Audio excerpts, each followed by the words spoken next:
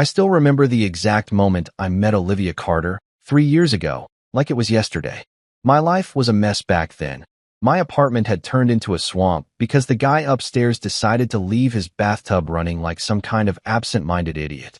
Water poured through my ceiling, soaking everything I owned, and I was left with no choice but to crash at my best friend Marcus's place while the repairs dragged on.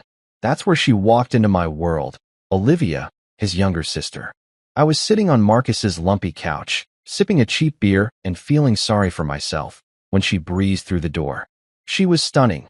Long dark hair, bright green eyes that seemed to sparkle, and this confident smile that hit me like a punch to the chest. She didn't just walk into a room, she owned it. "You must be the flood victim," she said, her voice teasing but warm, and I laughed despite myself. She sat down next to me, closer than she needed to, and started asking me questions about my ruined apartment, my job, my life, like she actually cared. It felt good, you know?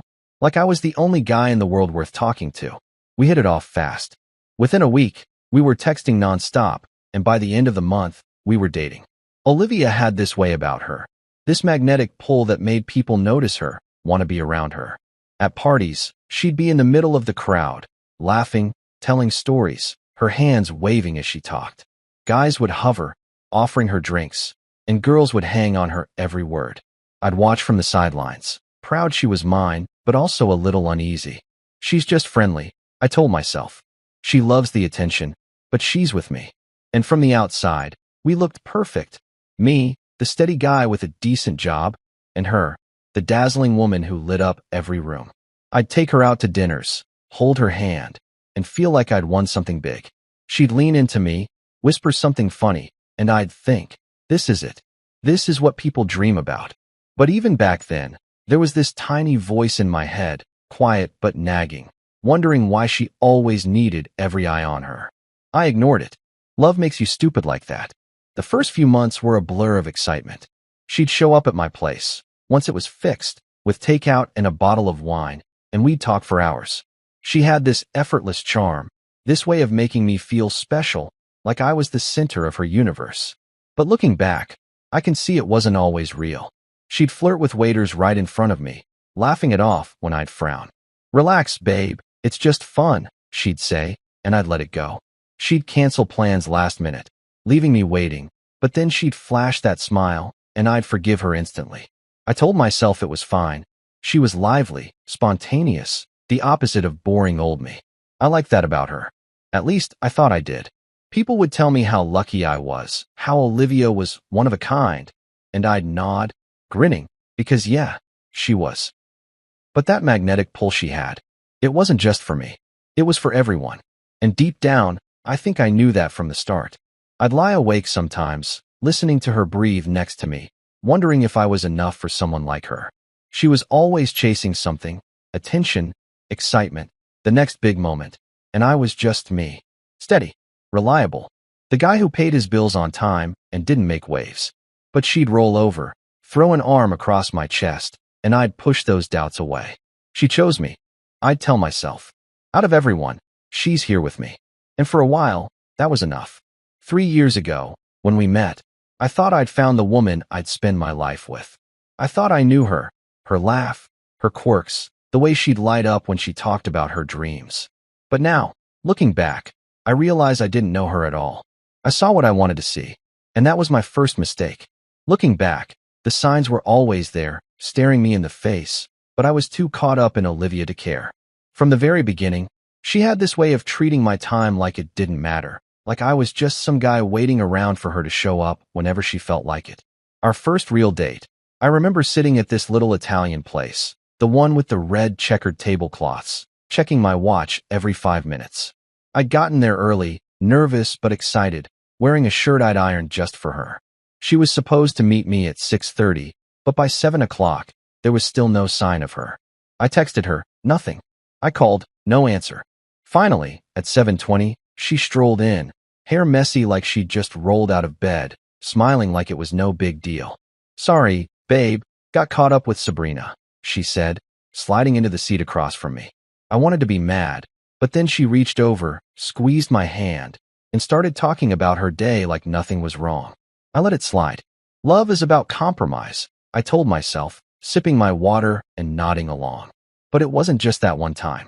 She was late for everything. Dinners, movies, even my birthday party once. And every time, I'd wait, feeling like an idiot. But I'd forgive her because I didn't want to lose her. Then there was her job situation, which should have been a giant red flag waving right in front of me. Olivia worked in marketing, or at least she tried to. She'd get hired somewhere, all excited about the creative energy or whatever, but it never lasted. 3 months here, 4 months there, and then she'd be out. She'd come home ranting about how her boss was a total jerk who didn't get her vision, or she'd quit because the job wasn't appreciating her talent. I'd sit there on the couch, listening to her pace around our apartment, her voice getting louder as she trashed whoever she'd just walked away from. "They're all idiots," she'd say, tossing her hair like she was above it all. I'd nod, try to calm her down, maybe suggest she stick it out next time. "You don't understand," she'd snap, and I'd back off. Once, she got fired for missing a big deadline. She blamed it on her team, said they sabotaged her. I wanted to ask how that made sense, but I didn't.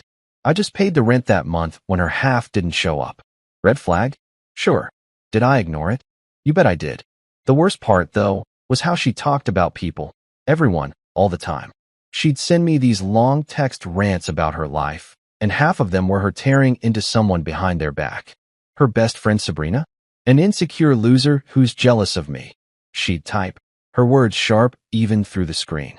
Her parents? Lazy nobodies who never made anything of themselves, she'd say, laughing like it was a joke. Her old bosses, her co-workers, even random strangers. She had something mean to say about all of them. I'd read those messages late at night, my phone glowing in the dark, and feel this twist in my gut. She's just venting, I'd tell myself, scrolling past the venom. But deep down, I knew it wasn't normal.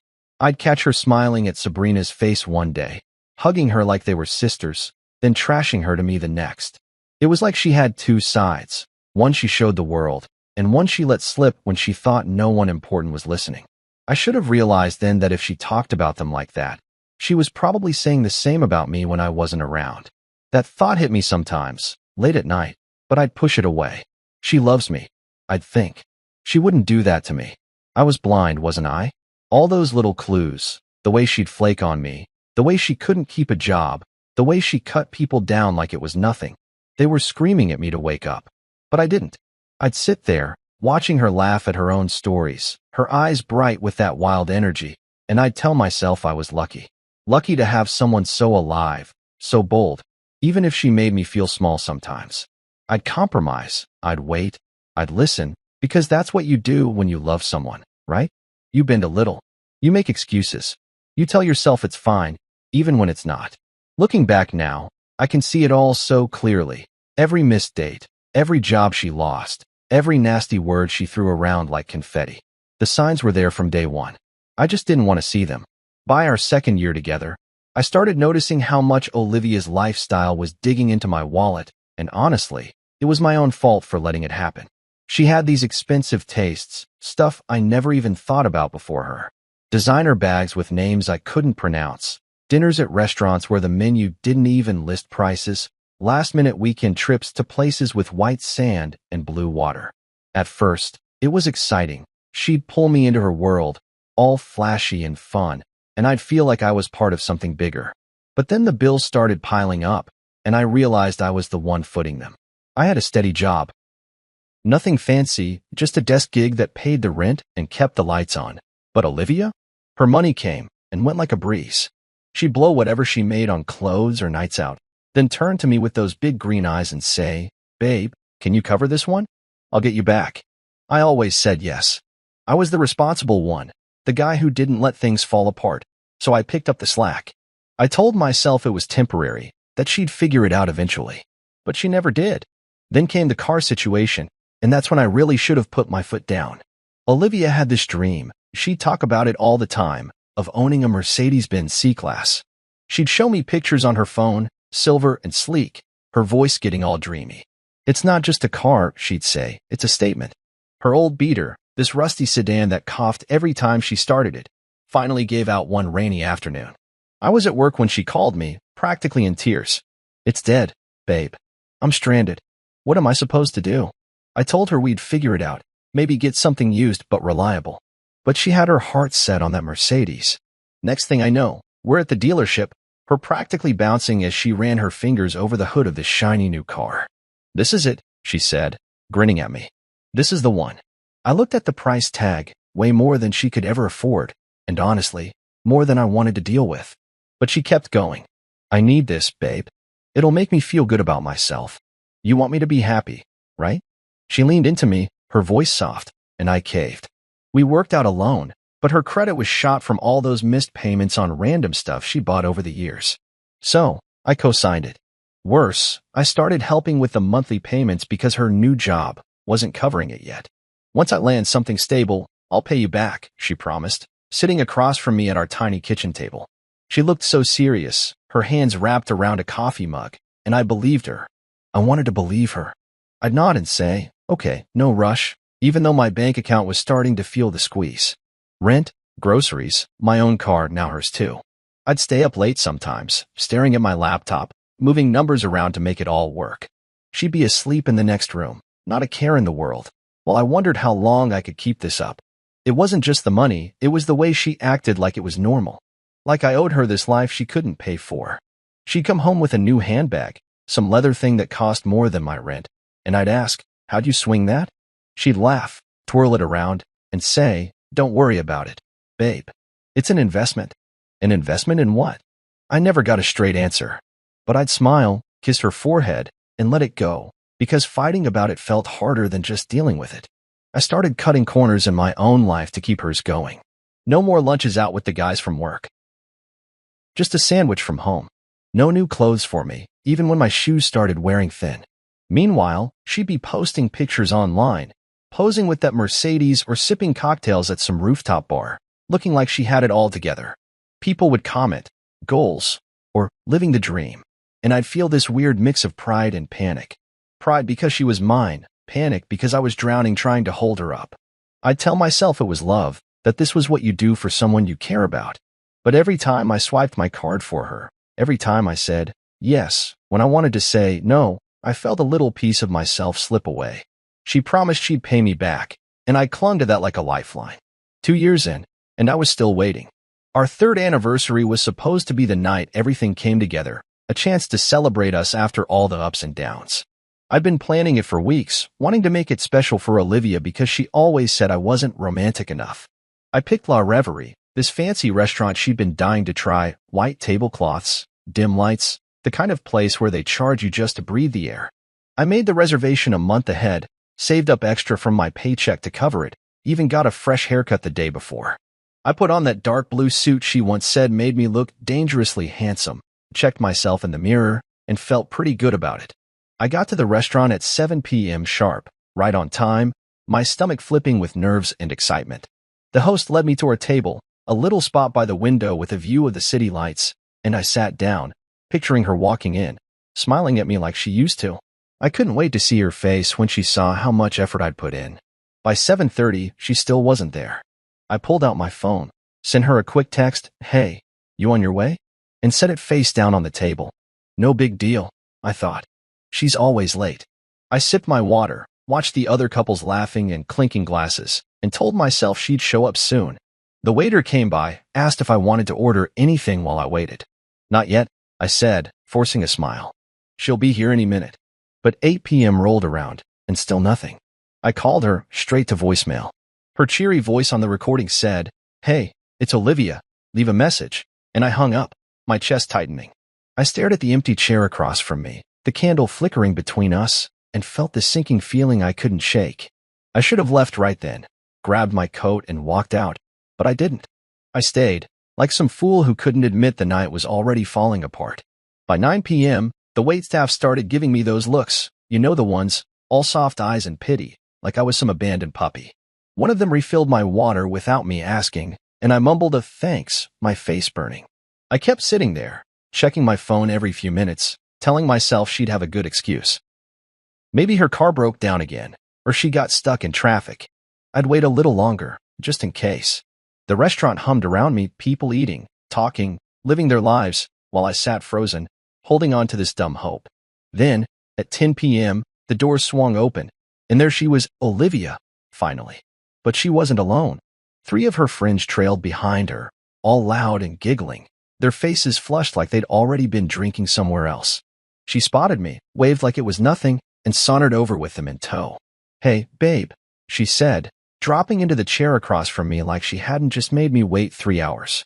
Her friends, some guy named Noah, a girl with pink hair, and another I didn't recognize, pulled up extra chairs, crowding our table.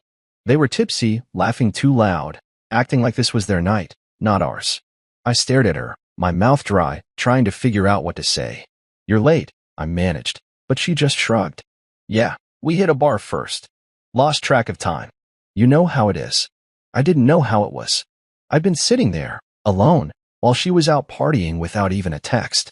Before I could say anything else, she leaned back, smirking, and said it, loud enough for half the restaurant to hear. "See? Told you he'd still be here like a pathetic puppy." Her friends burst out laughing, this sharp, cruel sound that cut right through me. Noah, this smug guy with a stupid earring, grinned at me and said, "Damn, she wasn't kidding. You're trained real good." The girl with pink hair snorted into her hand, and the other one cackled like it was the funniest thing she'd ever heard. I just sat there, silent, my hands clenched under the table, feeling every eye in the place turned toward us. Olivia laughed too, tossing her hair, like she'd scored some big win. I looked at her, the woman I'd spent 3 years loving, the woman I'd dressed up for, waited for, and saw something I hadn't let myself see before. She wasn't just late. She wasn't just careless. She was humiliating me, right there in front of everyone, and she didn't even care. The night I'd built up in my head was gone, shattered by her words, and all I could do was sit there, the pathetic puppy, watching it happen. I didn't say a word after Olivia dropped that line about me being a pathetic puppy. I didn't yell, didn't flip the table, didn't even let my face show how much it stung, like a knife twisting in my gut. Her friends were still laughing, their voices bouncing around the restaurant, and she just sat there, smirking, sipping the cocktail Noah had ordered for her like this was all some big game. I could feel the heat creeping up my neck, the shame of it all, but I kept it locked down. I wasn't going to give her the satisfaction of seeing me break. The waiter came by again, hovering near the table, probably wondering if this mess was worth his tip. I caught his eye, gave him a tight smile, and said, "Another drink, please." My voice was steady, calm, like I was just some guy enjoying his night. He nodded and scurried off, leaving me there with Olivia and her circus. Inside, though, my mind was racing. What the hell was I doing? Why was I still sitting there, taking this? They kept going, ordering appetizers, fancy little plates of shrimp, and some cheesy bread thing, chattering like I wasn't even there. Olivia barely looked at me, too busy laughing at Noah's dumb jokes or flipping her hair for the pink-haired girl's Instagram story. I watched her, really watched her, and it hit me hard. This wasn't love. Not anymore. Maybe it never was. She'd turned our anniversary into her stage, and I was just a prop, a sad, stupid prop she could mock to make herself look big. My drink came, a whiskey on the rocks, and I took a slow sip, letting the burn settle in my throat. "You okay, babe?" she asked at one point, her tone half teasing, half bored. I nodded, said, "Yeah, fine," and she went right back to ignoring me. That's when I decided I was done. Not just with the night, but with her. All of her. I waited for the right moment. They were distracted, arguing over who'd get the last shrimp, when I pushed my chair back and stood up. "Be right back," I said, casual as anything, and headed toward the restroom sign. My heart was pounding, but my steps were steady. I passed the bathroom door, kept walking, straight through the kitchen where a cook glanced at me funny, and out the back exit into the cool night air. I didn't stop. I didn't look back. The street was quiet, just the hum of cars and the distant buzz of the city, and I pulled out my phone. Marcus picked up on the second ring. "Hey, man, you good?" he asked, his voice groggy like I'd woken him up. "Pick me up in 10, I said, giving him the cross streets a block away from La Reverie. "Everything okay?" he pressed, but I just said, "Yeah, just come get me." He didn't argue, Marcus never did when I sounded like that, and I hung up, leaning against a brick wall to wait. I stood there, hands in my pockets, the whiskey still warm in my chest, and pulled up Olivia's number on my phone. My thumb hovered over it for a second, thinking about all the times I'd called her, waited for her, begged her to care. Then I hit block. Just like that. No big speech, no dramatic goodbye, just gone. Marcus's beat-up truck rolled up a few minutes later, headlights cutting through the dark. I climbed in, slammed the door, and he looked at me, eyebrows raised. "You gonna tell me what's up?" he asked, pulling back onto the road. I stared out the window, the city lights blurring past, and said, "Not yet." He nodded, turned up the radio, and drove. I didn't feel free, not then. Not with her words still echoing in my head, but I felt something else. Resolve, maybe. Like I'd finally taken a step I should have taken years ago. Walking out of that restaurant wasn't loud or messy, but it was final. A silent execution of everything we'd been. But I wasn't done. Not even close. Sitting in Marcus's truck, my mind started spinning, piecing things together. All the money I'd sunk into her, all the lies I'd swallowed, all the ways she'd played me, I wasn't going to let it end with me slinking away. She'd humiliated me, sure, but I had years of her careless words, her broken promises, stored up like ammunition. I didn't know exactly what I'd do yet, but I knew one thing. Olivia Carter wasn't going to walk away from this unscathed. She'd built her little kingdom on my back, and I was about to burn it down. Quietly, carefully, but completely. Marcus dropped me off at my place, and I thanked him, promising I'd explain later. I walked inside, flipped on the lights, and sat on my couch, staring at the wall. The night replayed in my head, her laugh, Noah's smirk, the pity in the waiter's eyes, but it didn't break me. It fueled me. She thought I was a puppy? Fine. This puppy was about to bite back. That night, after Marcus dropped me off, I didn't sleep. I couldn't. My head was buzzing, replaying Olivia's laugh, her pathetic puppy jab, the way her friends cackled like I was nothing. I sat on my couch, the room dark except for the glow of my laptop, and started digging. I wasn't just walking away, not this time. I'd spent 3 years propping her up, and now I was going to take it all apart. She built her shiny little life on my money, my patience, my silence, and I was done letting her get away with it. I grabbed a beer from the fridge, cracked it open, and got to work, checking everything I still had access to, every piece of her I could reach. It wasn't about yelling or fighting in the moment anymore. It was about hitting her where it hurt, quiet and cold, like she'd never see coming. First up was her car, that damn Mercedes she'd begged me for. I'd been stupid enough to co-sign the loan and even dumber to keep making payments when her stable job never materialized. I logged into my bank account, my fingers shaking a little as I pulled up the autopay setup. There it was, $4.50 a month, straight from my checking to hers, keeping that car on the road. I called the bank's 24-hour line, waited through the annoying hold music, and finally got a tired-sounding guy on the other end. "I need to report financial manipulation," I said, keeping my voice flat. I explained how I'd been pressured into covering her loan, how she hadn't paid a dime despite her promises. "I'm canceling the next transfer," I told him. He asked a few questions, typed some stuff, and said it'd be flagged for review. By morning, her payment would bounce, and that car was one step closer to repossession. I leaned back, took a swig of beer, and felt a grim kind of satisfaction. She loved that thing, paraded it around like it proved she was somebody. Let's see how she liked it when the tow truck showed up. Next, I opened my phone and scrolled through years of her voice messages. I'd saved them all, mostly because I'm lazy about clearing my inbox, but now they were gold. Olivia had this habit of venting to me, long, rambling recordings where she'd trash everyone in her life. I tapped play on one from last year, her voice sharp through the speaker. "My boss is such a moron. Thinks he's hot stuff because he's got a corner office. I could do his job better blindfolded." Another one, about her best friend Sabrina. "She's so pathetic, crying about her breakup like anyone cares. Get over it." And then one about her parents, her tone dripping with disgust. They're embarrassing failures, never made a single smart move in their lives. I listened, my jaw tight, realizing how blind I'd been to let this slide. She'd sent me dozens of these over the years, probably thinking I'd never do anything with them. Well, she was wrong.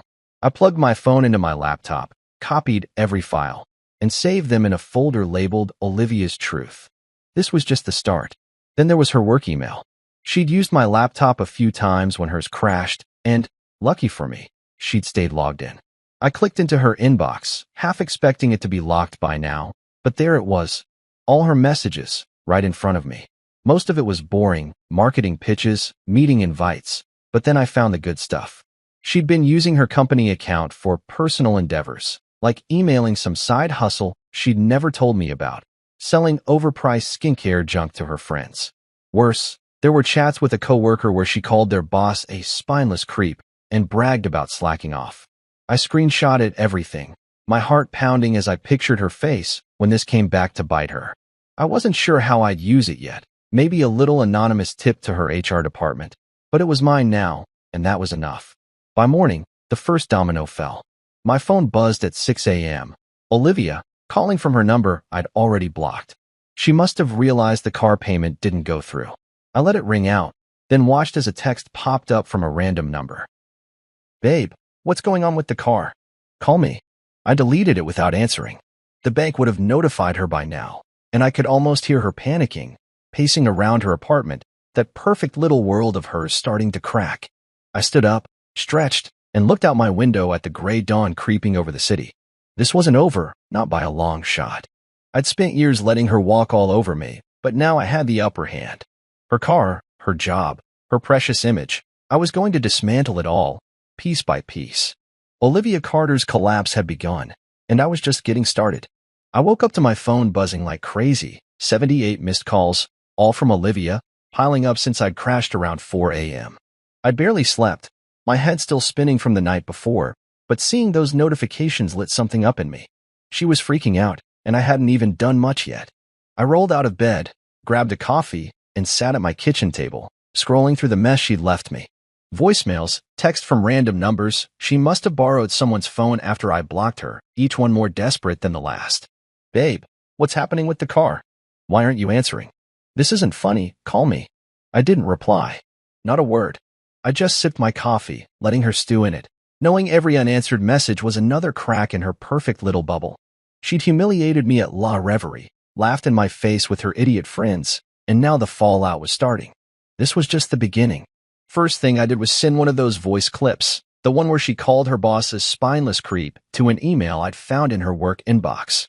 It was some coworker she'd ran into before, but I made sure to accidentally copy her boss on it too. I kept it simple, anonymous, no trace back to me, just forwarded the file with a subject line. "Thought you should hear this." By noon, my phone pinged with a new text from her. "What did you do?" "I just got fired." I could picture her, wide-eyed, yelling at her phone, maybe throwing something across her apartment. She'd been on thin ice at that job anyway, always late, always complaining, and now she'd handed me the perfect push to tip her over. I didn't feel bad. Not even a little. She'd spent years treating people like dirt, and I was just letting her own words catch up to her. I deleted the text and moved on. Next, I tackled her parents. They'd always been nice to me, invited me over for dinners, asked about my job, treated me like family. Olivia didn't deserve them, not with the way she talked behind their backs. I pulled up that voicemail where she called them embarrassing failures, attached it to a quick message, "Hey, Mr. and Mrs. Carter, I think you should know what Olivia really thinks," and hit send from a burner email I'd set up. I didn't stick around to watch the explosion, but by 3 p.m., she texted again from yet another number. "My parents won't even talk to me now. What's wrong with you?" I could hear her voice in my head, shrill and panicked, and it felt good, like I was finally taking back some of the power she'd stolen from me. Her parents were her safety net, the one she'd run to when things got tough, and now that door was slamming shut. I tossed my phone on the couch and kept going. The car was the final blow that day. I'd already canceled the payment, and the bank didn't waste time. She must have gotten the official notice, late fees piling up, repossession looming, because by late afternoon, she was blowing up my phone again. "The bank says they're taking the car. You can't do this to me," she wrote. Then, "Baby, please, I need the car for work." Funny how she cared about work now that it was gone. I didn't answer, but I called the bank to double-check. The guy on the line confirmed it.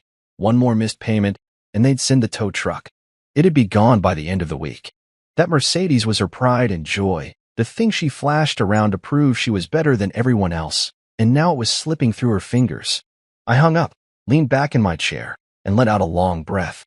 3 years of footing her bills, and this was what it came to, her begging me to fix what she'd broken. By night, Olivia was in full meltdown mode. The texts kept coming, a flood of them, each one wilder than the last. "What did you do?" "Baby, please, I was just joking at the restaurant. You're ruining my life over nothing." She was scrambling, trying every trick, anger, guilt, that fake sweetness she used to pull me back in. I read them all, one by one, my coffee going cold on the table. She thought she could charm her way out of this, like always, but not this time. I'd heard her real voice, the one she saved for when she thought no one was listening, and I wasn't falling for the act anymore. I didn't respond, not once. Silence was my weapon now, and it was driving her crazy. I could almost see her, pacing, crying, maybe screaming at her friends to help, but they wouldn't. They'd laughed with her at me, but they wouldn't lift a finger when the tables turned. She was alone, and I was making sure she felt it. The fallout had begun, and I was just warming up. By noon the next day, I was ready to cut the last threads tying me to Olivia, and I started with her stuff. She'd left so much at my place over the years: clothes, shoes, those fancy designer bags she loved showing off. It was all scattered around my apartment like she'd marked her territory: a silk scarf on the couch, a pair of heels by the door, a bottle of her overpriced perfume on my bathroom sink. I used to think it was cute, like she belonged here with me, but now it just made me mad. Every piece of it was a reminder of how much I'd let her take over my life.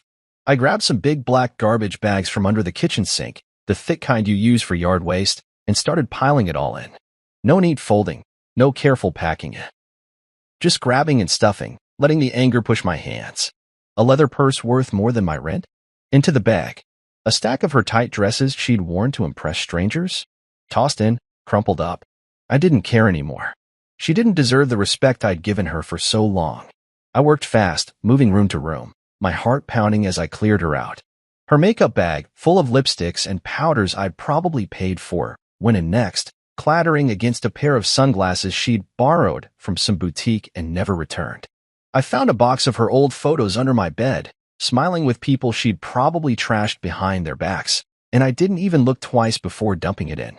The bags filled up quick, heavy with her junk, and I dragged them to the front door, lining them up like I was evicting her ghost. No goodbyes, no explanations, just gone. I stood there for a minute, breathing hard, looking at the pile. 3 years of us, reduced to trash. It felt right. She treated me like garbage, so why should her stuff get any better? I wiped my hands on my jeans, grabbed my keys, and loaded the bags into my truck. I knew exactly where they were going. The drive to the local landfill was quiet, just the hum of the engine and the rattle of her things in the back. I didn't turn on the radio, didn't need it. My head was clear, focused, like I'd finally woken up from some long, stupid dream. The landfill was a few miles out of town, a big, stinking mess of dirt and garbage, and when I pulled up, the guy at the gate barely glanced at me. $10, he grunted, and I handed him the cash, nodding toward the bags. He waved me through, and I drove in, parking near a pile of old tires and broken furniture. I got out, hauled the first bag from the truck bed, and slung it as far as I could. It landed with a thud, splitting open a little, spilling some of her clothes into the muck. Good. I grabbed the next one, then the next, throwing them harder each time, watching them disappear into the heap. Her perfume bottle rolled out of one, shattering on a rusty car door, and the sharp smell mixed with the rot around me. I didn't stop until every bag was gone, my arms aching, my shirt sticking to my back with sweat. I stood there, hands on my hips, staring at the mess I'd made. She was trash, and now her stuff was right where it belonged. By 6 p.m., my phone lit up with a call from an unknown number. I let it ring, already knowing who it was. It went to voicemail, and a minute later, I played it back. Olivia's voice came through, hysterical, almost screaming. "Where's my stuff? I went by your place, and it's all gone. What did you do?" She was crying, her words breaking apart, and I could hear the panic, like she couldn't believe I'd actually done it. I deleted the message, my finger steady on the button. She must have gone to my apartment while I was out, probably banging on the door, expecting me to let her in like always. Not this time. I'd changed the locks that morning, just in case, and I wasn't playing her games anymore. She called again, twice more, but I didn't pick up.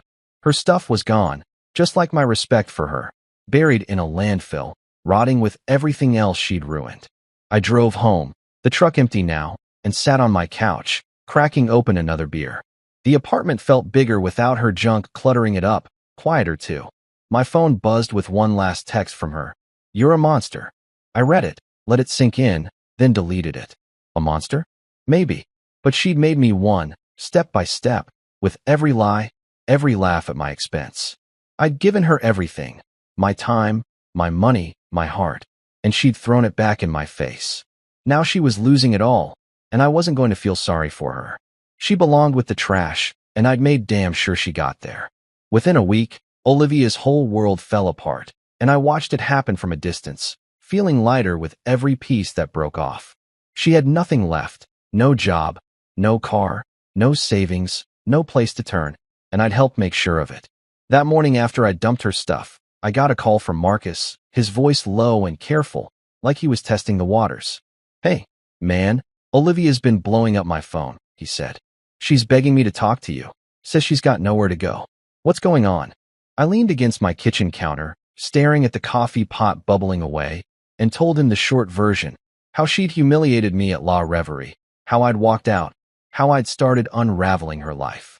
He didn't say much, just listened, then sighed. "She's my sister, you know, but she's been a mess for years. I told her to deal with her own crap this time. That was it. No lecture, no guilt trip. Marcus knew her better than anyone, and even he wasn't stepping in to save her." I thanked him, hung up, and poured my coffee, knowing another door had just closed on her. Her job was long gone by then. That email I'd sent to her boss, her own words calling him a spineless creep, had done the trick. She'd texted me about it nonstop that first day, screaming through my phone that I'd ruined her, but I hadn't heard anything since. I figured she'd given up on that front, probably too busy scrambling to care about a job she'd never liked anyway. The car was next to go. The bank didn't mess around. By Friday, I got a confirmation call that the Mercedes had been repossessed. I could imagine her standing on the street, watching some guy in a tow truck hook it up, her yelling at him like it'd change anything. She'd loved that car more than she'd ever loved me, and now it was back at some lot, waiting for someone else to drive it.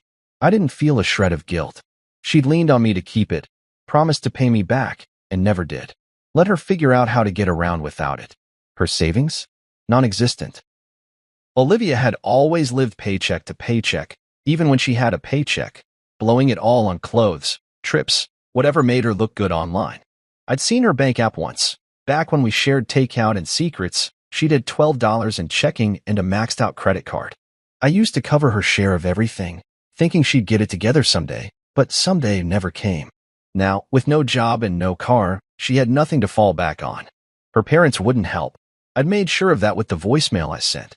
Marcus told me later they'd called her, furious, asking how she could say those things about them. She tried to explain it away, he said, but they weren't buying it. They're done with her, he told me over a beer that weekend. Told her she's on her own. I nodded, staring at the bottle in my hand, and felt another weight lift. She'd burned every bridge, and I'd handed her the matches. Meanwhile, I was getting my own life back, step by step. I canceled every joint account we'd had, some streaming service she'd begged me to get, a gym membership she never used but I'd paid for.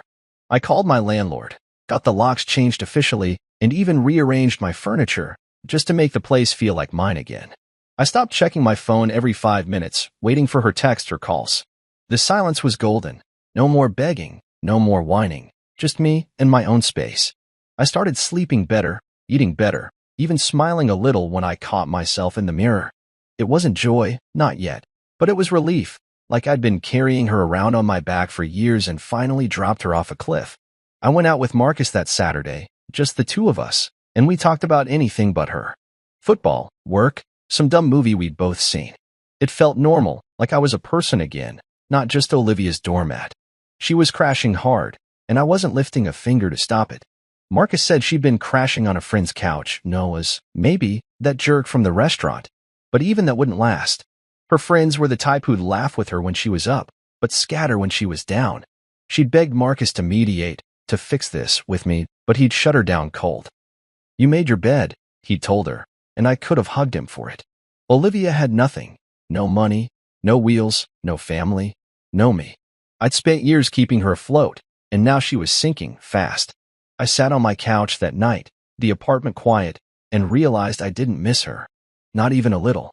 She was declining, and I was rising, and that was exactly how it should be.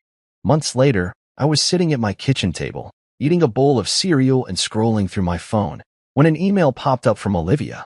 It was the first I'd heard from her since the chaos settled, and seeing her name in my inbox hit me like a jolt, part surprise, part dread. I put the spoon down, wiped my hands on my jeans, and opened it, not sure what to expect. The message was short, typed out in that careless way she had, like she hadn't even bothered to proofread. "I don't know why you're doing this to me. You're overreacting. I thought you loved me. I miss you. That was it. No apology, no real explanation, just her throwing out words like they'd magically fix everything. I read it once, then again, letting each line sink in. My kitchen was quiet, just the hum of the fridge in the background, and I sat there, staring at the screen, feeling this strange mix of anger and nothing at all. She still didn't get it. After everything, her laughing at me in that restaurant, her leaning on me for years, her losing it all, she still thought she could guilt me back into her life. I leaned back in my chair, running a hand through my hair, and thought about where I was now. The apartment was mine again, clean, simple, no trace of her left. I'd gotten a raise at work a few weeks back, nothing huge, but enough to feel good about. I'd started going out more, grabbing beers with Marcus or catching a game with the guys from the office, and I didn't spend my nights waiting for someone who'd never show up. My bank account was mine too. No more bailing her out, no more watching my money vanish into her hands. I'd even picked up running, something I'd always meant to do, and I'd go out in the mornings, the air cold against my face, feeling stronger every day. Life wasn't perfect, but it was better, way better, without her dragging me down.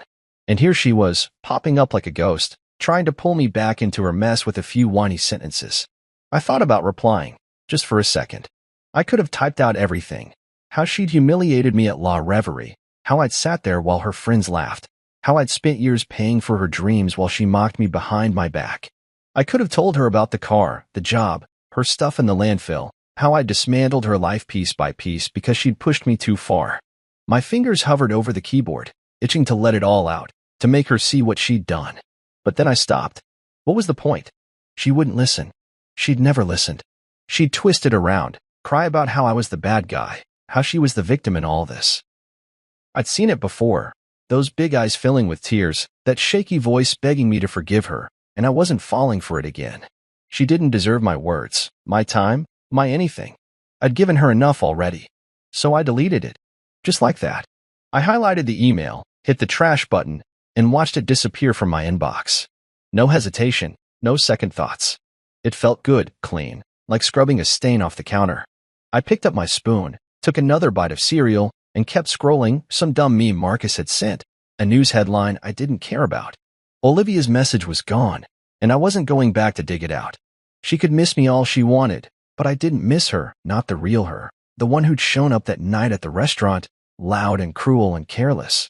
I'd missed the idea of her, maybe, back when I thought she was someone worth loving. But that was over. I learned my lesson, and I wasn't unlearning it for her. I finished my breakfast, rinsed the bowl, and headed out for a run. The March air was crisp, the sky gray but brightening, and my shoes hit the pavement in a steady rhythm. I thought about her email as I ran, how it was her last try, her final swing at getting me back. She didn't know why I'd done it? Fine. She didn't need to. I'd done it because she'd shown me who she really was, and I'd believed her. Finally. That line stuck with me, something I'd heard somewhere, maybe from Marcus or some old movie. When someone shows you who they really are, believe them the first time. I hadn't, not for 3 years, but I did now. I picked up my pace, my breath puffing out in little clouds, and felt the weight of her fade with every step. She was the past. I was moving forward, and that was the end of it.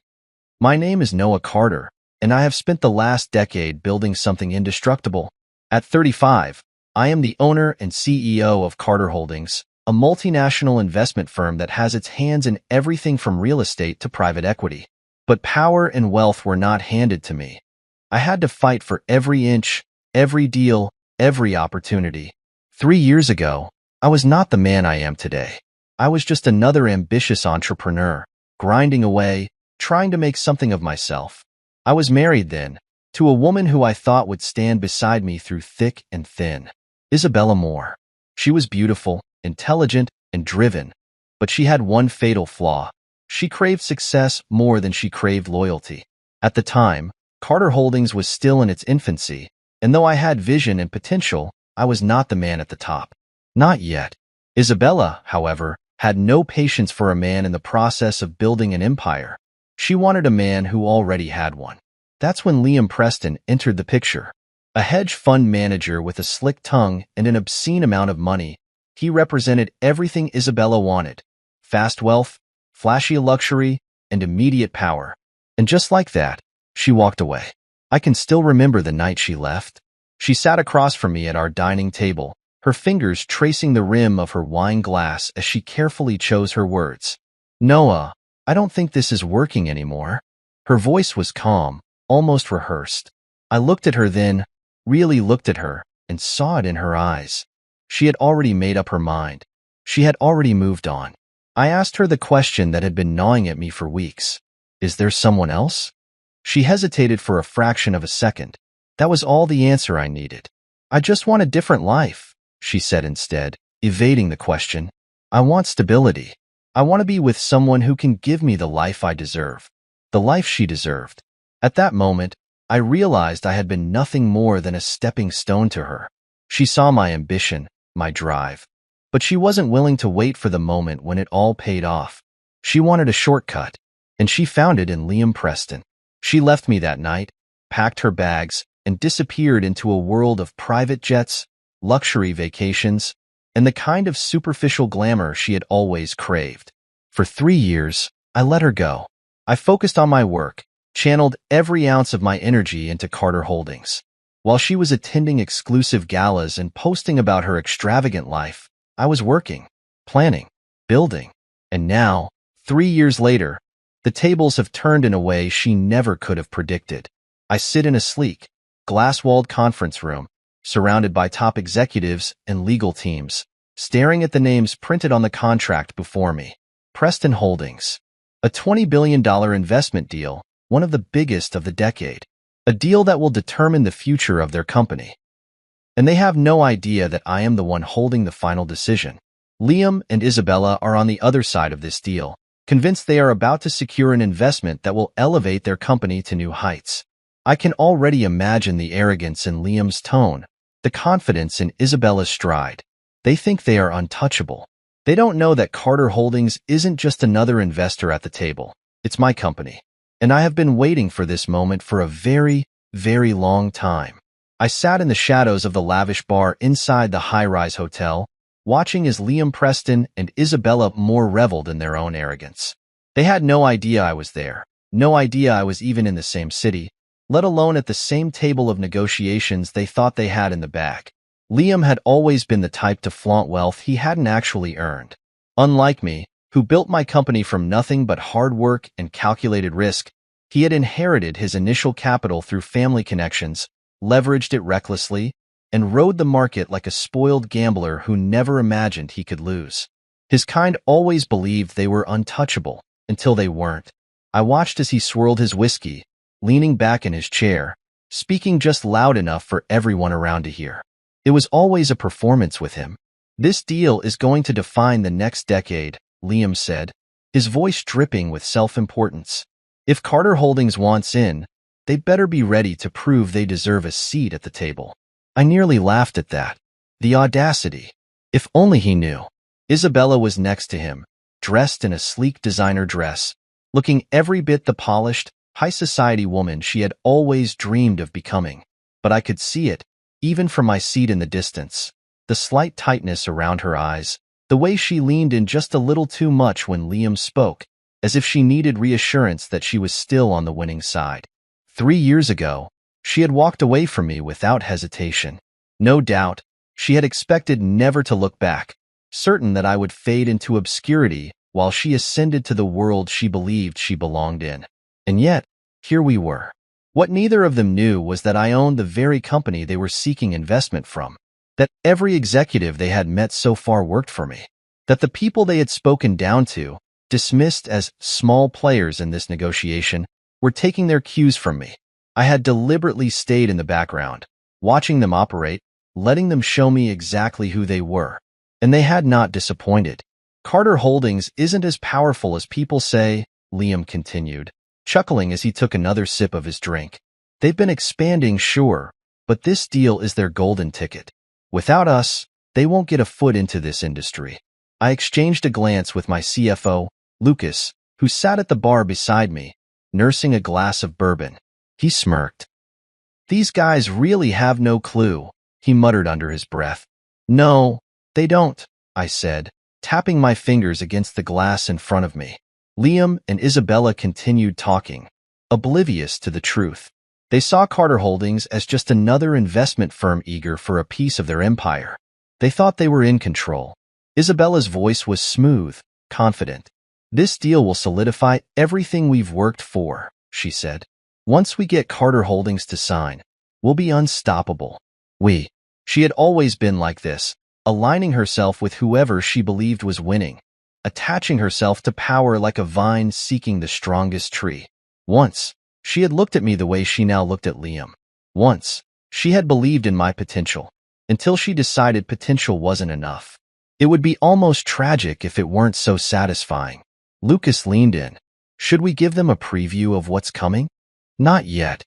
I took a sip of my drink, savoring the moment. Let them keep believing they're in control. The longer they think they have the upper hand, the harder they'll fall. Liam laughed again, shaking his head. "It's actually kind of funny. Carter Holdings probably thinks they have leverage. I guarantee you, they'll take whatever scraps we offer them." I raised an eyebrow. "Scraps?" Lucas let out a low whistle. "This is going to be brutal." Oh, it was. But not in the way Liam thought. I watched as he waved over the bartender, ordering another round of drinks. He was celebrating already, convinced of his own invincibility. And Isabella? She was glowing, her gaze filled with admiration as she clung to the man she had chosen over me. I wonder how she will look when she realizes the truth. When she finds out that the man she left in the dust now held the fate of her entire world in his hands.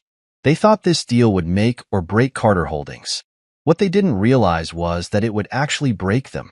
Liam leaned back, lifting his glass in a mock toast. "To the future," he said, smirking. I smiled to myself, lifting my own glass from my spot at the bar. "To the future," I murmured, because in less than 24 hours, their future would belong to me. The boardroom was a glass-walled masterpiece, towering above the city skyline. The conference table stretched long, polished to perfection, surrounded by high-backed leather chairs that screamed power and wealth. Everything about this room was designed to impress, to intimidate, to set the stage for the kind of high-stakes decisions that shaped entire industries. Today, it would be the backdrop for something far more entertaining. I walked in without fanfare, dressed in a crisp, dark suit. My tie knotted with precision.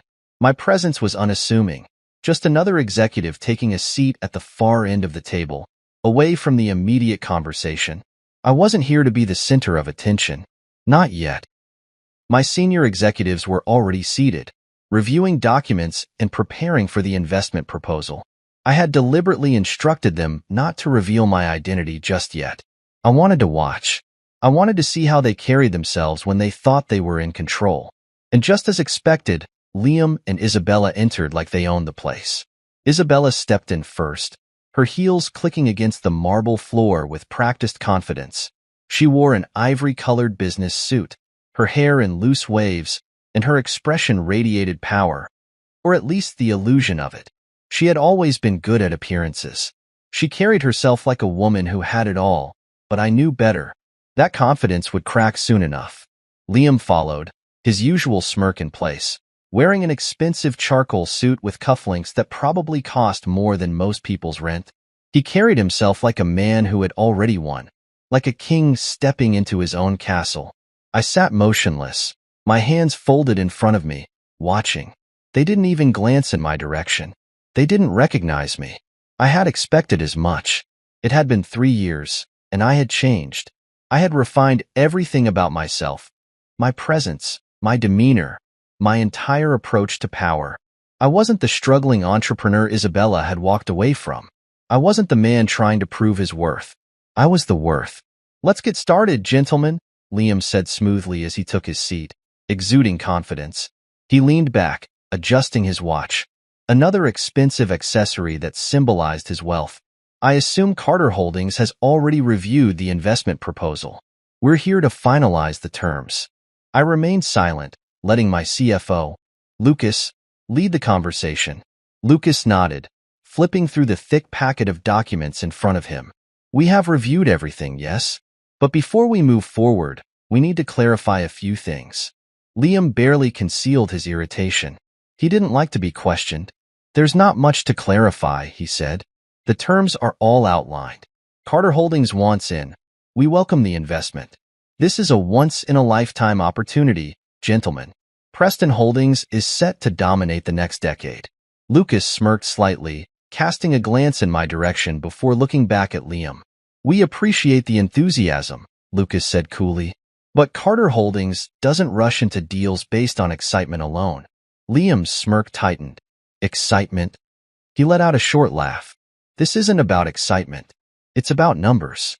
The projections speak for themselves. If you're hesitating, maybe Carter Holdings isn't as bold as we thought. I saw it then, the subtle flicker in Isabella's expression, the way her eyes darted toward Lucas, calculating. She had always been smart. She knew something was off. We were under the impression that Carter Holdings was eager to expand into this sector, Isabella said, her voice smooth. Our investors were told this was a priority acquisition. Are you suggesting otherwise? Lucas chuckled under his breath. Oh, it's a priority, all right. Liam frowned. Then what's the holdup? I let the silence stretch for a few seconds before I finally spoke.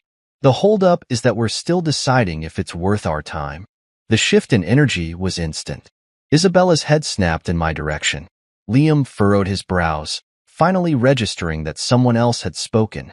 I leaned forward, my hands resting on the table, and met their stares head-on. Recognition dawned in Isabella's eyes first. Her lips parted slightly, confusion flickering across her expression. She knew. She knew my voice. And then, realization crashed into her like a tidal wave. Her breath hitched. Noah, she whispered, disbelief coating her voice. Liam blinked, his confidence wavering for the first time. Wait, his eyes scanned my face, as if trying to reconcile the memory of the man he had once dismissed with the one sitting before him now. I smiled, slow and deliberate. It's been a while. Isabella looked as if she had seen a ghost. Liam, however, recovered quickly, forcing out a chuckle. Well, this is unexpected. He tried to mask his unease with casual arrogance, but I could see the tension in his jaw. I had no idea you were involved with Carter Holdings. You wouldn't, I said simply. He let out another forced laugh, leaning back in his chair. So, what are you, a junior partner here? A consultant? I tilted my head slightly. Something like that. His confidence returned. He thought he had figured me out. That's great, he said, his smirk resurfacing. A familiar face. That should make this deal easier. I chuckled. Should it? Isabella was still staring at me, her face pale. You're with Carter Holdings? I met her gaze, holding it steady. Not quite. Liam scoffed, waving a hand. Look, I don't care what role you have here, Noah. This deal is a golden opportunity. And I assume your bosses will want to hear what we have to offer. Lucas coughed into his fist, barely suppressing his amusement. I exhaled slowly, then leaned back in my chair. I am the boss. Silence.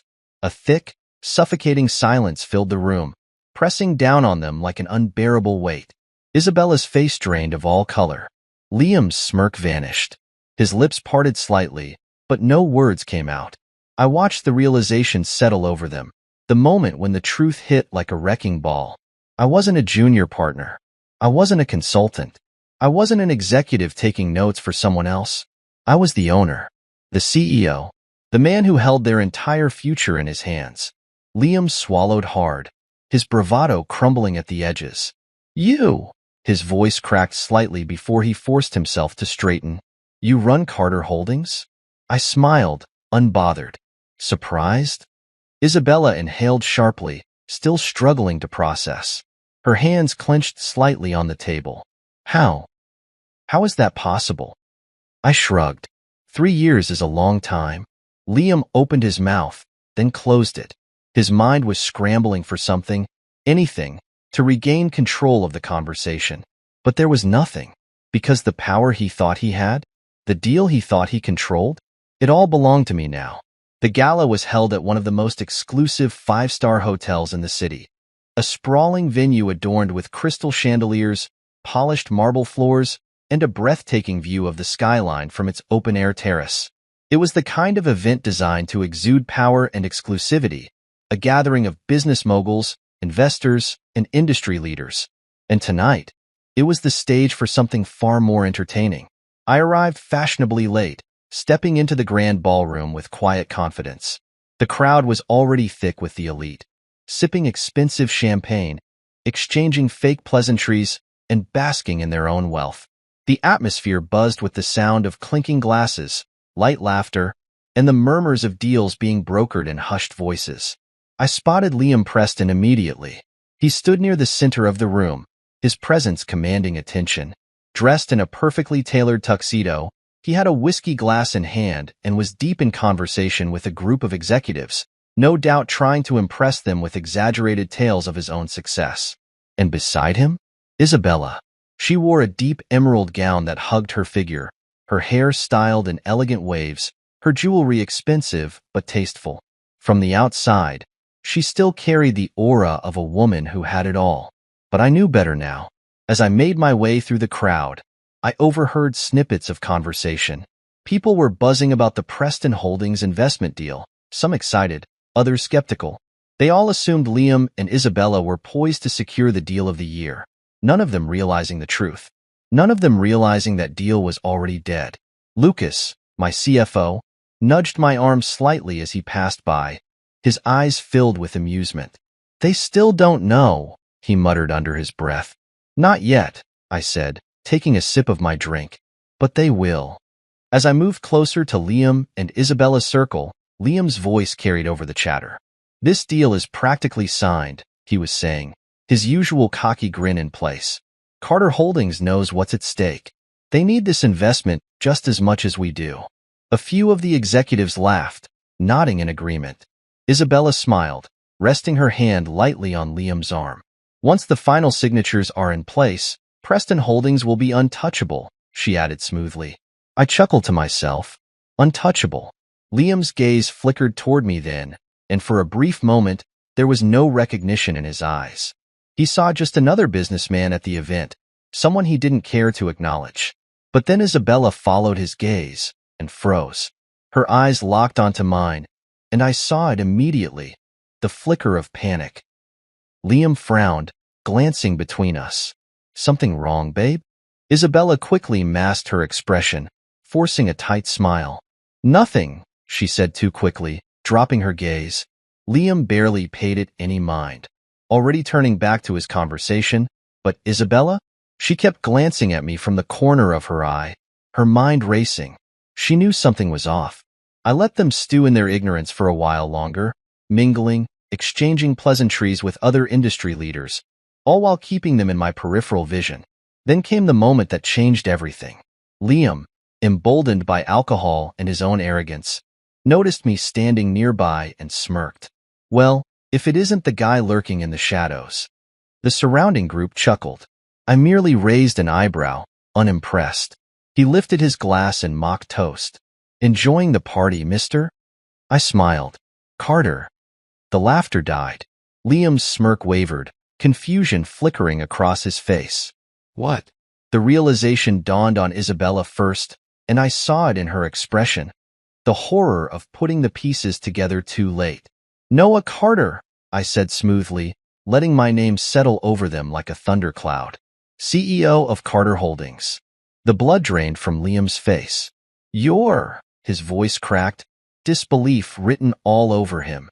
The murmurs around us grew louder as people caught on to what was happening. I could see the whispers traveling through the crowd, heads turning, confusion giving way to amusement as the truth spread like wildfire. Liam swallowed, trying to recover. "Well, that's quite the surprise." He forced a chuckle. "Didn't expect to see you in this position." I took a slow sip of my drink. Clearly, the discomfort in his posture was delicious. But he wasn't about to back down. Not yet.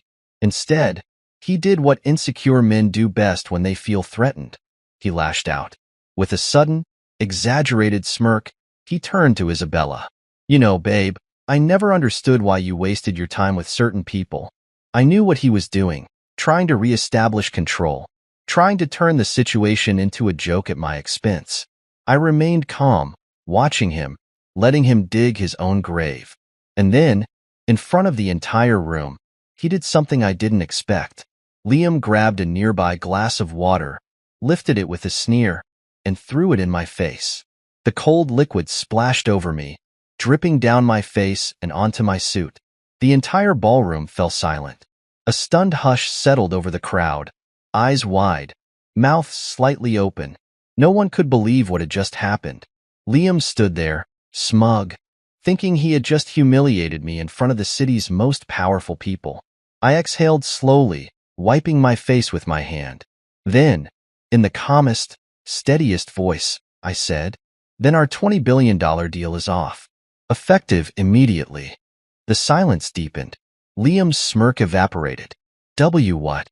I pulled my phone from my pocket, pressed a button, and let the room hear what I had been waiting for. A high-ranking Carter Holdings investor's voice echoed over the speakers. "If Noah Carter doesn't approve this deal, we're pulling out of Preston Holdings entirely." Isabella's breath hitched. The air turned ice cold. Liam's hands trembled. "Wait, hold on." I pocketed my phone and adjusted my suit, still damp from the water. "You think you hold all the cards, Liam?" My voice was low, controlled. "You think you're the king of the room?" I stepped forward, my presence towering over him. "You thought Carter Holdings needed this deal?"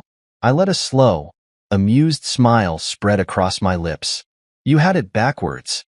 Isabella looked like she wanted to disappear. "Liam?"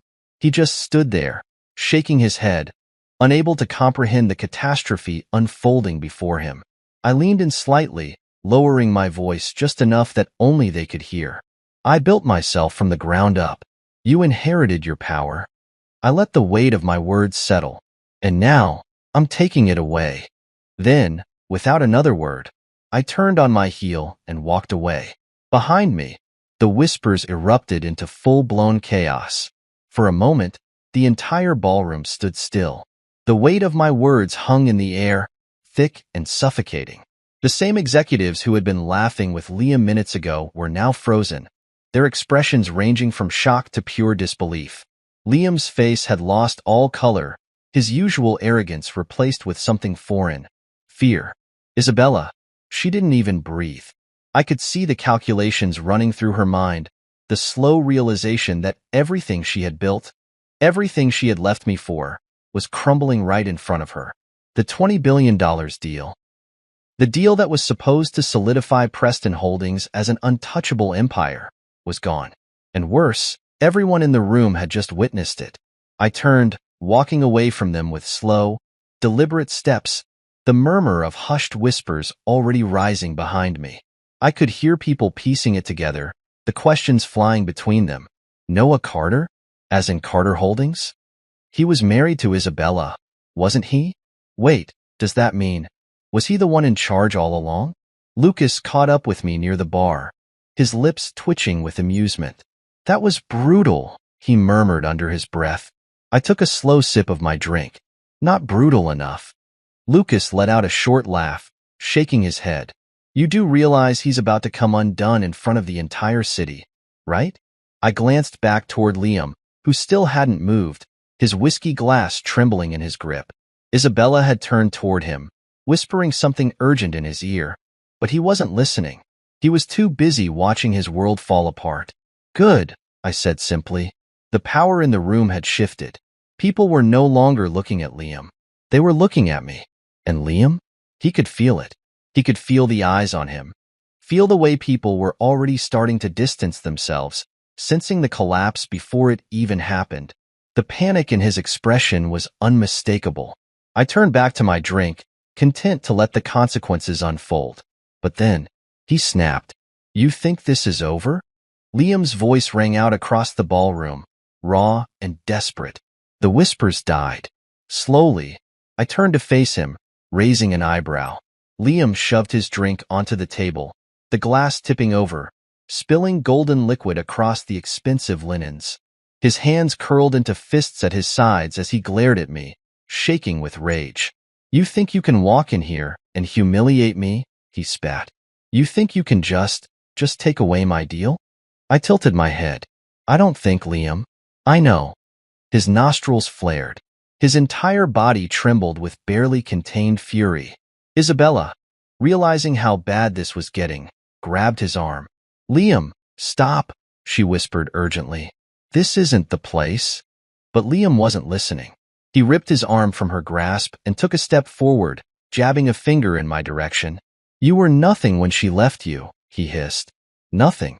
And now you think you're better than me? I let the insult roll off me, unimpressed. No, Liam. I met his furious gaze head-on, unshaken, unmoved. I don't think I'm better than you. I stepped closer, lowering my voice just enough for the words to cut deeper. I know I am. The room erupted. There were gasps, murmurs. The tension in the air was thick, electric. Liam lost it. His face twisted in pure rage, and for a moment, I genuinely thought he was about to throw a punch. His hands twitched at his sides, his body vibrating with unchecked emotion. But then, he realized where he was. He realized who was watching. Investors, executives, media. People who had, just minutes ago, been his allies. Now they weren't so sure. I could see it in their faces. Doubt, hesitation. Liam's downfall wasn't happening behind closed doors. It was happening in public, and there was nothing he could do to stop it. His breathing was ragged, his face flushed with humiliation. Finally, after what felt like an eternity, he let out a short, bitter laugh. You'll regret this, he muttered, his voice venomous. I held his gaze, calm, unbothered. I don't regret much, Liam, and I sure as hell won't regret this. Liam clenched his jaw so tightly I thought his teeth might crack. He turned abruptly, pushing past the onlookers as he stormed out of the ballroom. Isabella hesitated, torn between following him and staying to salvage her reputation. But she knew it was too late. Her perfect world was shattered, and as she turned her eyes back to me, something flickered in her gaze. Not anger, not even hatred, regret. I watched as she exhaled shakily, then turned on her heel and followed Liam out of the ballroom. The moment they disappeared, the whispers began again. But this time, they were louder. Lucas grinned, lifting his drink toward me in a silent toast. That, he said, was legendary. I merely took another sip of my whiskey, unfazed. Because this was only the beginning. Liam Preston thought he had power. He thought he was untouchable. But tonight, he learned the truth. He had never been the one in control. And now, he had everything to lose. Liam Preston's downfall didn't happen gradually. It happened all at once. By the time I stepped into my office the next morning, the impact of last night's disaster was already sending shockwaves through the business world. Preston Holdings' stock price plummeted by 30% within hours. Major investors panicked and started pulling their funds. Financial news outlets were calling it the most public business humiliation of the year. And I hadn't even done anything yet. I sat at my desk, scrolling through the latest headlines as Lucas entered my office, a cup of coffee in his hand and a smirk on his face. You've officially ruined the man, and it hasn't even been 24 hours. I chuckled, setting my phone down. He ruined himself. I just gave him the push. Lucas sat across from me, shaking his head. The board at Preston Holdings is in a complete frenzy. Half of them are blaming him for losing the Carter Holdings deal, and the other half is trying to figure out how to salvage their sinking ship. I leaned back in my chair, completely at ease. Let me guess. They're scrambling to secure another investor? Lucas nodded. They reached out to one of their biggest stakeholders this morning. But, he grinned, turns out they don't have the confidence in Liam anymore. They're looking for an exit strategy instead. I exhaled slowly, feeling nothing but satisfaction. Liam had spent years convincing everyone around him that he was untouchable, that his success was inevitable. But now, with one deal gone, the cracks in his empire were becoming impossible to ignore. And it was only getting worse. Lucas tossed a folder onto my desk. You might want to take a look at this. I flipped it open, my eyes scanning the documents inside. It was worse than I thought. Liam hadn't just lost the Carter Holdings investment. His reckless spending and mismanagement were finally catching up to him. Police Scarlight, he had been using company funds to finance his lifestyle. Police Scarlight, he had been making high-risk investments without proper board approval. Police Scarlight, and now, with no financial cushion to fall back on, his company was bleeding out. I let out a low whistle. It's amazing how quickly everything crumbles when you take away their safety net. Lucas chuckled. I think he's still in denial. He probably thinks he can smooth talk his way out of this. I shook my head. Not this time. I had spent years watching men like Liam Preston, men who climbed to the top on nothing but arrogance and deception. They believed that if they acted like winners long enough, the world would never see them fall. But the truth? The moment you strip away the illusion, all they have left is panic.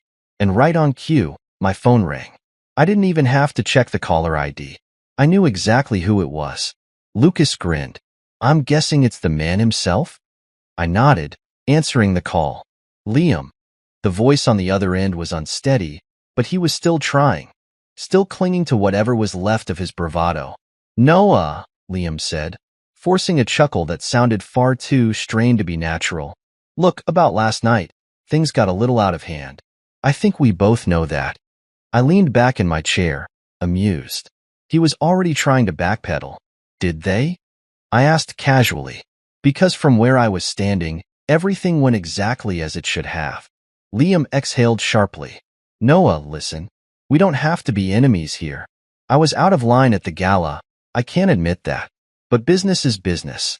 We both know how the game is played. I let the silence stretch for a moment, let him sweat. Then, finally, I spoke. Is that why your investors are pulling out? Liam inhaled sharply.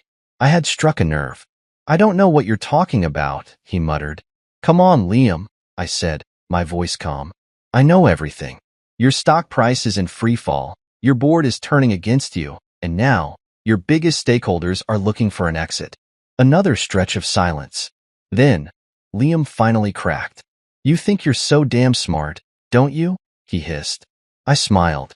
No, Liam. I know I am. His breathing was ragged on the other end. He was furious, desperate. You want to know what your problem is, Noah? Liam spat. You act like you're above everyone else, like you're untouchable. But let me tell you something, you're not. I chuckled. Funny. That's exactly what people used to say about you. Liam lost it. You think you won? This isn't over, Carter. You might have embarrassed me, but I'm still standing. I shook my head. Not for long. I didn't respond, just let his own frustration fill the silence. And then, he hung up. Lucas raised an eyebrow. That was fun. I exhaled slowly, setting my phone down. He's unraveling. Lucas smirked. And it's only the beginning. We both knew it. Liam wasn't just dealing with a public embarrassment. He was about to lose everything. And the best part? I didn't even have to lift a finger. Liam Preston was a man who thrived on control. He built his entire image around the illusion of power, walking into rooms as if he owned them, speaking as if his words dictated the economy, and treating people as if they were beneath him. But today, for the first time, Liam Preston was powerless. By the time the sun set, Preston Holdings was in free fall. Their stock had dropped another 15% by mid-afternoon. Major investors had called an emergency board meeting. Whispers of financial fraud had reached the SEC, triggering an early-stage investigation. And Liam? He was drowning. I sat in my office, watching it unfold from a distance, listening as my team gave me the latest updates. Lucas, ever the bearer of amusing news, leaned against my desk with his tablet in hand, smirking. The board is voting tonight, he said, shaking his head. They're going to push him out. I leaned back in my chair, completely relaxed. Took them long enough. Lucas let out a short laugh. They're ruthless when they smell blood. And Liam? He's bleeding out fast. I wasn't surprised. The moment confidence in a leader faltered, the sharks always circled. And Liam had made too many enemies along the way. Still, I knew men like him. He wouldn't go down without a fight. He would cling to whatever scraps of power he had left, refuse to accept the reality staring him in the face. And that's exactly what happened. At precisely 7:42 p.m., Liam walked into the emergency board meeting. His shoulders were squared, his posture stiff, but his eyes were frantic. He was a man who had never been in this position before. The room was filled with his own board members, men and women he had once commanded with ease. But tonight, they weren't looking at him as their leader. They were looking at him as a liability. Let's get straight to the point, one of the senior board members said, steepling his fingers. Liam, We've reviewed the situation, and there's no denying the damage. Liam forced a smile, but it was weak. Look, I understand there's concern, but this is just a temporary setback. Carter Holdings was never the only option for investment. We can pivot. Silence. No one agreed. Another board member, an older woman with sharp eyes, cleared her throat. We have reason to believe that your handling of company funds has been questionable. Liam's jaw clenched. That's ridiculous. Every decision I've made has been in the best interest of this company. The senior board member sighed. Liam, the SEC has already started preliminary inquiries into our financial records. If there's even a hint of fraud, we'll all be held responsible. Liam's hands tightened into fists. You're throwing me under the bus? After everything I've done for this company? This company, the man said, voice cool, is bigger than you. And just like that, the reality hit him. Liam was no longer the king. He was expendable. The final blow came from his most trusted ally, his own CFO, Mark Bennett. Mark had been Liam's right-hand man for years, the one who covered for him, who helped smooth over his reckless financial choices. But tonight, when Liam turned to him for support, Mark stood with the board. It's over, Liam, Mark said, his voice even. The vote is unanimous. The board has decided. You're out? Liam staggered back. No, he whispered. No, you can't do this. We just did, Mark said. Your resignation will be announced first thing in the morning. The room fell into silence. Liam was finished. His breath came in shallow gasps, his entire body stiff as he processed the fact that he had lost everything. And then, his phone buzzed. He looked down, his face contorting as he saw the name flashing on the screen. Isabella, his wife, his last remaining ally. Liam picked up the call, voice sharp. Where the hell are you? Isabella's voice trembled on the other end. Liam, we need to talk. Talk? He laughed bitterly, running a hand through his disheveled hair. I just got betrayed by my own board, and you want to talk? There was a long pause. Then, softly, Liam, I'm leaving. His world stopped. What? His voice was barely a whisper. I packed my things, Isabella continued, her voice strangely emotionless. I'm moving out tonight. Liam gripped the phone tighter. You're joking. I'm not. Liam let out a sharp, humorless laugh. You're leaving me? Now? After everything? I can't stay, Isabella said simply. It's over. Liam's breath hitched. No, he whispered, shaking his head even though she couldn't see him. No, you don't get to walk away. Not now. Isabella exhaled slowly. You know what I realized, Liam? Silence. Then, I left the wrong man. That was it. That was the moment Liam broke. Because he knew. He knew exactly who she meant. Noah, he rasped. Isabella didn't deny it. Instead, she simply said, Goodbye, Liam. And then, just like that, she hung up. Liam stood there, the phone still pressed against his ear, his entire world collapsing around him. The company? Gone. His reputation? Destroyed. His wife? Leaving. He had lost everything. And the worst part? It was all his fault. It was late when my phone rang. The office was quiet, most of my employees having left hours ago, but I remained behind, reviewing final reports and watching the inevitable collapse of Preston Holdings unfold in real time. I knew who it was before I even checked the screen. Isabella. I leaned back in my chair, staring at the name flashing on my phone. It had been years since she had called me.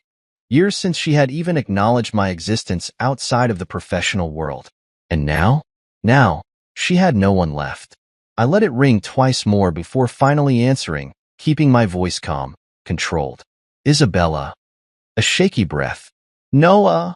Her voice wavered, as if she had rehearsed this moment in her head 1,000 times, but still couldn't find the right words. I said nothing, waiting.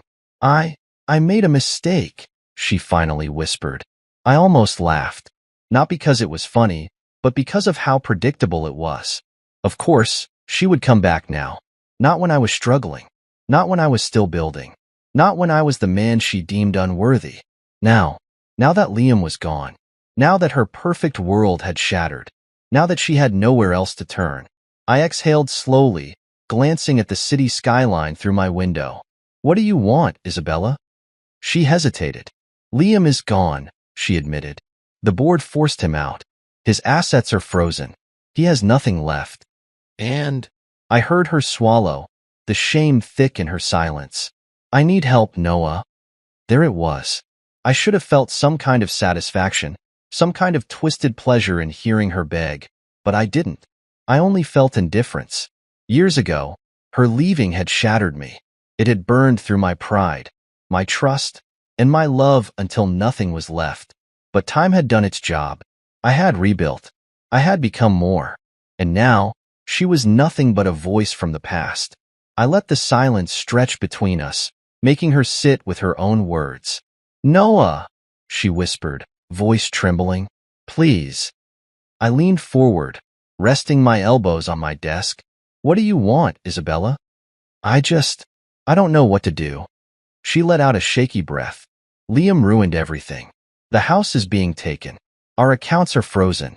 I have nothing left. I smiled to myself. She wasn't calling because she regretted leaving me. She was calling because she regretted choosing wrong. I rubbed my jaw, feigning consideration. Let me get this straight. You left me for a man you thought was better, built a life with him, looked down on me while I was working for everything I have. And now that he's fallen, you think I'll just, what? Save you? Her breath hitched. Noah, it's not like that. Isn't it? I cut her off, my voice steady. Tell me, Isabella, if Liam was still rich, still powerful, would you be calling me right now? The silence on the other end told me everything I needed to know. She had no answer. I chuckled, shaking my head. That's what I thought.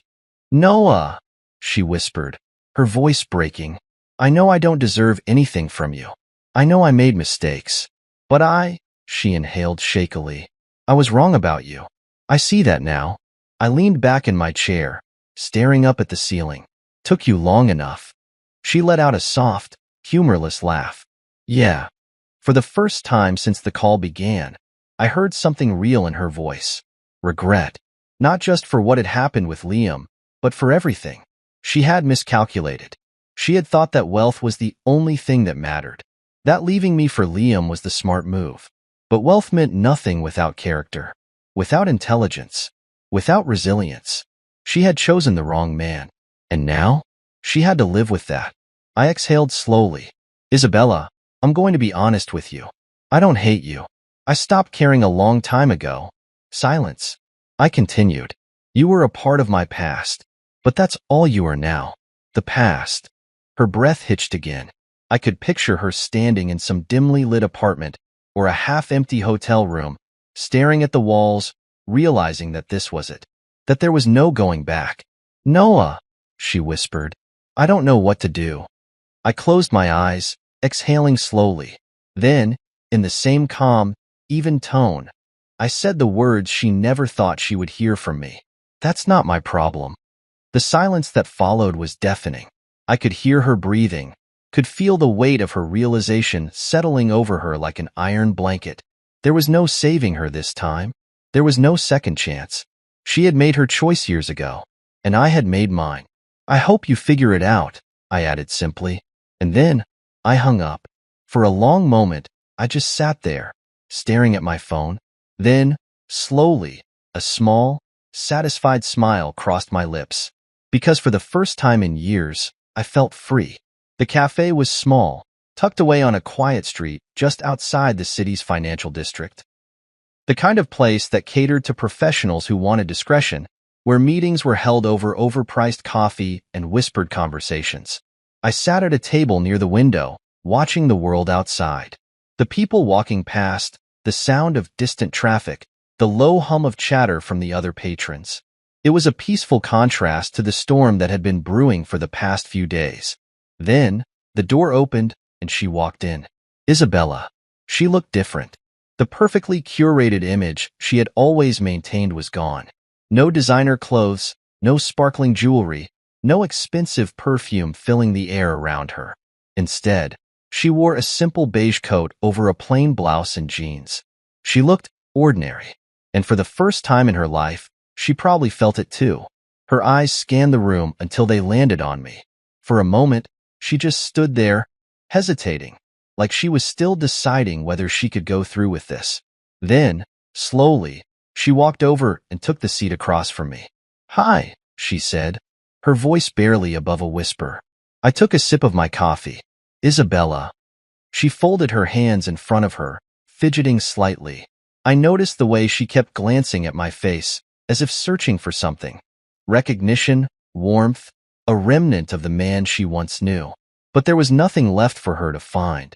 "I appreciate you meeting me," she said, forcing a small, nervous smile. "I wasn't sure if you would." I leaned back in my chair, studying her. "Why are we here, Isabella?" Her fingers clenched around her coffee cup.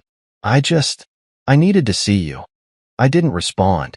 I let her fill the silence. She sighed, looking down at the table. After the call, I couldn't stop thinking about everything. About us. About how things ended. She looked up again, her eyes searching mine. "I regret it, Noah. Leaving you. Thinking Liam was the better choice." I raised an eyebrow. "The better choice? You didn't just think it. You were certain." She flinched slightly, but nodded. "I know. And I was wrong." I remained quiet. She took a deep breath. "I let greed blind me. I thought success was about having the biggest house, the most expensive clothes, the perfect lifestyle. And when I saw you, back then, struggling, trying to build something that wasn't guaranteed, I got scared." She exhaled shakily. "I didn't believe in you the way I should have." I tapped my fingers against the table, watching her. "And now?" Her lips parted slightly. "Now, I see who you really are." I chuckled, shaking my head. "No, Isabella. You see what I've become. There's a difference." She swallowed, her hands tightening around her cup. "Maybe, but I miss you, Noah." I let the words settle between us, unfazed. Then, I leaned forward slightly, my voice calm. "Tell me something, Isabella. If Liam had never lost everything, would you be sitting here right now?" She froze. Her eyes darted away, her body stiffening. I nodded, a slow, knowing smirk crossing my lips. "That's what I thought." She inhaled sharply. "It's not like that." I tilted my head. "Isn't it? Let's be honest here, Isabella. You only miss me because you lost. If Liam's company had continued to thrive, if you were still living in that mansion, still wearing your designer clothes, still sipping champagne at fancy galas, you wouldn't have thought about me once." Her breath caught in her throat. She opened her mouth to argue, but no words came out. I gave her a small, almost pitying smile. "You don't miss me.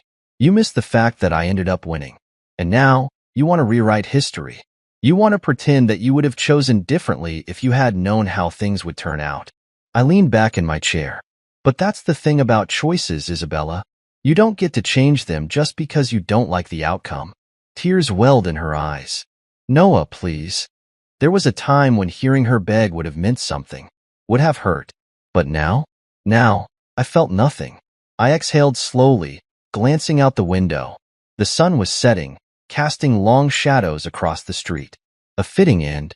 Then, I turned back to her, my expression unreadable. "I don't do second chances." Her breath hitched. She blinked rapidly, her lips parting in disbelief. "Noah." She had assumed I would take her back. She had thought that maybe, just maybe, she could say the right things, with the right regret, and I would fall back into her arms. But I wasn't that man anymore. I had been willing to love her once. I had been willing to fight for her. But that door had closed the moment she walked away. Her fingers trembled as she set her coffee down. She stared at me, realization dawning over her like a slow, painful burn. "I thought," she let out a broken laugh. "I thought you'd still be waiting for me." I didn't even blink. I wasn't. Her shoulders slumped, the weight of her choices finally crushing her. For years, she had believed she had won, that she had made the right decision, that I was the one who had lost. But now, she knew the truth. I stood up, pulling a few bills from my wallet and tossing them onto the table. "Take care, Isabella." She watched me, her eyes filled with things she would never be able to say. Regret, shame, loss. I walked out of the cafe without looking back, because the past no longer mattered. Only the future did.